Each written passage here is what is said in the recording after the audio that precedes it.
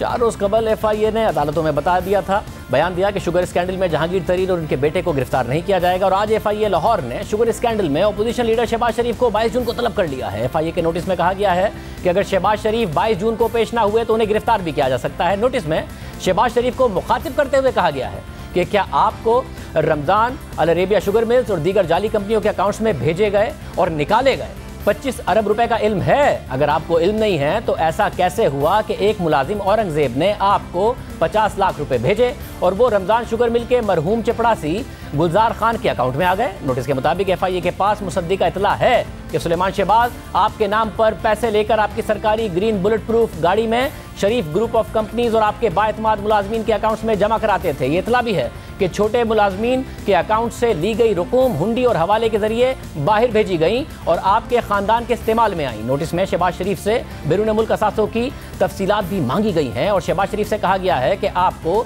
2 दफ़ा सवालनामा भिजवा दिया गया मगर आपने जवाब ही नहीं दिया। जनवरी 2021 में आपको दोबारा याद दहानी कराई गई। आपने कहा कि अता तारड़ आपके जवाब जमा कराएंगे मगर जवाब जमा नहीं कराए गए। नोटिस के मुताबिक अगर शहबाज शरीफ 22 जून को पेश ना हुए तो उनको गिरफ्तार भी किया जा सकता है। पेश ना होने पर यह समझा जाएगा कि शहबाज शरीफ के पास अपने दिफा के लिए कुछ नहीं है और इन्वेस्टिगेशन टीम गिरफ्तारी समेत तमाम कानूनी इकदाम उठा सकती है।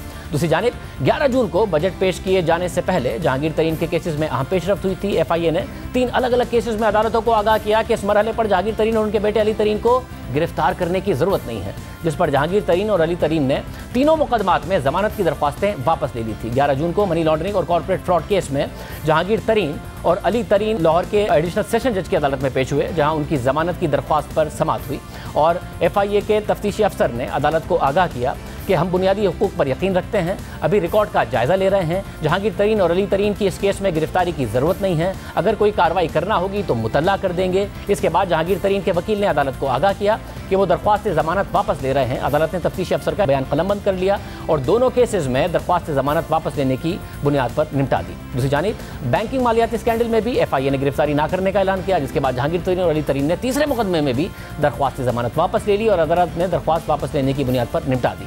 अदालतों में पेशी के बाद जहांगीर तरीन ने मीडिया से गुफ्तगू करते हुए कहा था कि मेरे मुकदमे और बजट का आपस में कोई ताल्लुक नहीं।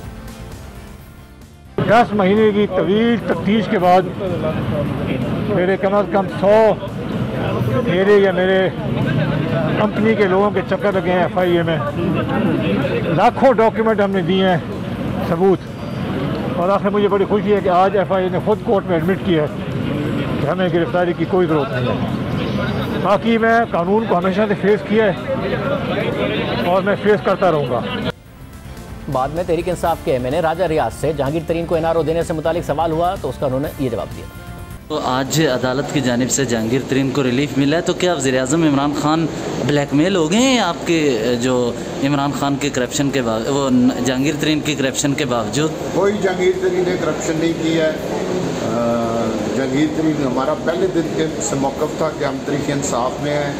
पीटीआई के चेयरमैन इमरान खान हमारे लीडर हैं और हमने पहले दिन से एक ही चीज़ की थी कि हमें इंसाफ चाहिए। हमें आज इंसाफ मिला है, हम अल्लाह का शुक्र अदा करते हैं। अगर इंसाफ को आप एनआरओ कहते हैं तो ये आपकी मर्ज़ी है, इस बारे में कुछ नहीं कहा जाता। जहांगीर तरीन ग्रुप का दावा है कि जहांगीर तरीन को कोई एनआरओ नहीं दिया गया बल्कि उनके साथ इंसाफ हुआ है, मगर अपोजिशन एनआरओ का इल्ज़ाम लगा रही है। और एफआईए ने शुगर स्कैंडल में ही नून लीग के सदर शहबाज शरीफ को तलब कर लिया है और अदम पेशी की सूरत में गिरफ्तारी का इम्कान भी जाहिर किया है। नून लीग ने अभी तक वाज़ेह नहीं किया है कि शहबाज शरीफ 22 जून को पेश होंगे या नहीं।